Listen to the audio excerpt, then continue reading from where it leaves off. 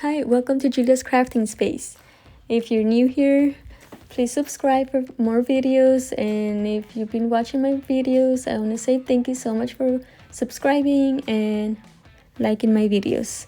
So in this video, we're going to make a bow using a bowdabra. What you need is a bowdabra bow maker and pipe cleaner and ribbon. And scissors, of course. So let's start off by working on the tails of this bow. The tails are going to measure about 14 to 15 inches. I'm not sure. I believe it's 14. And then, so always make sure to put your pipe cleaner first before working on your bow.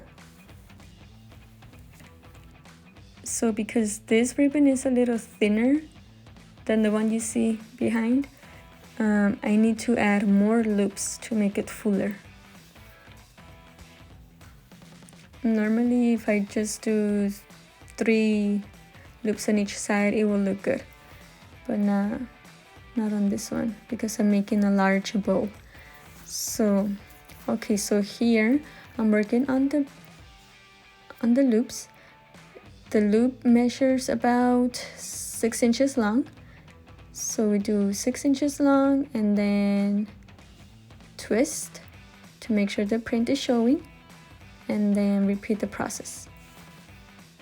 So we're gonna do 3 loops that measure 6 inches long on each side.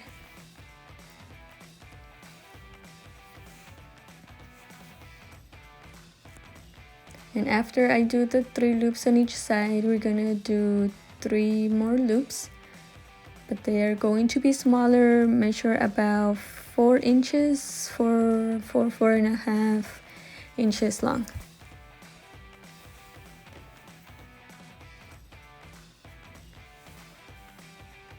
And they're also going to be 3 loops on each side. So 3 loops of 6, and then add 3 more loops of 4.5 inches. And then when you're done, the last one is going to be about 3 inches long. And that last loop is the one that goes in the middle of the bow.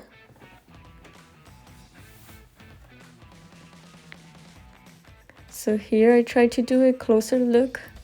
So I just moved my phone to get a closer version of the bow making process, but I didn't notice it didn't fit properly here. But I just explained the whole process of what I'm doing here. So I've noticed I've been getting new subscribers here in this channel. I just want to say thank you for subscribing.